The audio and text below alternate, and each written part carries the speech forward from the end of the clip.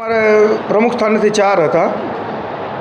અમુક સિંચાઈ વિભાગના હતા, અમુક બાંધકામ શાખાના હતા.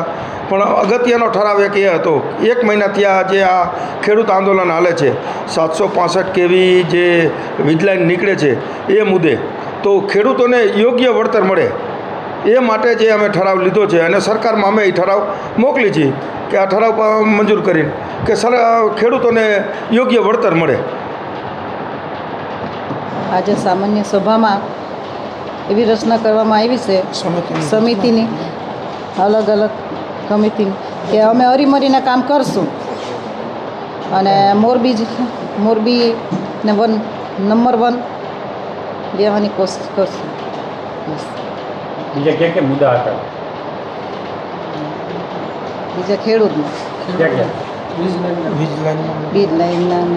બીજ લાઈન સિંચાઈ વિભાગમાં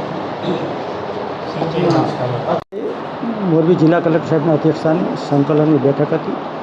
તમામ વિભાગોના ચોમાસા પહેલાં જે કાર્ય કરવાના હોય એ કાર્યની બેઠક લીધી. પ્રિમોત્સવ કાર્યક્રમ હોય, પછી ડિઝાસ્ટર મેનેજમેન્ટ બેઠક હતી, પછી R&D જિલ્લા પંચાયત અને તાલુકા ભાઈ સ્ટેટના પણ રસ્તાના પણ ક્યાંયને પણ કાંઈ પ્રશ્ન હોય એમની પણ બેઠક હતી. અને ખૂબ સારી રીતે અધિકારી સાથેની બેઠક થઈ છે. કોઈ અમારા ધારાસભ્યના પ્રશ્નો હતા ને અને કોઈ બીજી બાબતની પ્રશ્નોની ચર્ચા થઈ નથી. જૂન મહિના પૂરો થઈ ગયો છે અને હજુ વરસાદ એને લઈને ખેડૂતો માટેની કોઈ તકેદારી પીવાના પાણીની કોઈ એના માટેની કોઈ વાતચીત થઈ છે? બધી ટાઈપની તમામ વિભાગોની પીવાના પાણીથી માંડી અને આગામી ચોમાસાની અંદર ડિઝાસ્ટર મેનેજમેન્ટ માટેની બેઠક લીધી છે. અને ક્યાંય પણ સંભવિત વરસાદનો જે આંકડાઓ તૈયાર કરી અને તમામ ડેમો ઉપર જ્યારે મોનિટરિંગ કરવાનું હોય આ દિશાની એની સૂચના બધાને આપી છે કલેક્ટર સાહેબે. આજે જિલ્લા પંચાયત મુકામે, મોરબી મુકામે નવી જે ટીમ આપણી ચૂંટાઈને આવી છે એનું પહેલી સામાન્ય સભાના અંદર જે નોખા ચેરમેનો જે નિમણૂક થયા છે એમને બધાને શુભેચ્છા પાઠવી છે. આખી ટીમને પણ શુભેચ્છા પાઠવી છે.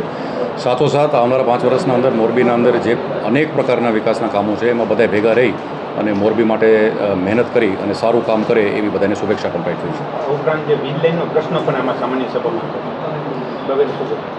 વીજ લાઈનનો પ્રશ્ન જે સામાન્ય સભામાં મૂકવામાં આજે આવ્યો હતો એને સર્વ અનુમતિથી રાજ્ય સરકાર પાસે મોકલી અને આનો યોગ્ય જે વળતરનો જે પ્રશ્ન મૂકવામાં આવ્યો હતો એનો યોગ્ય નિર્ણય સરકાર ભેગી રહીને લે એ પ્રકારની પ્રસ્તાવ મૂકવામાં આવ્યો હતો અને એમાં સર્વ અનુમતિથી બધાએ હાથ ઉપર કરી અને આ વિષયને પાસ કરાવીને ઉપર સુધી મોકલાવ્યો છે. આ બાબતે સાંસદ તરીકે તમે કોઈ આ બાબતે રજૂઆત કરી હોય કે કાંઈ?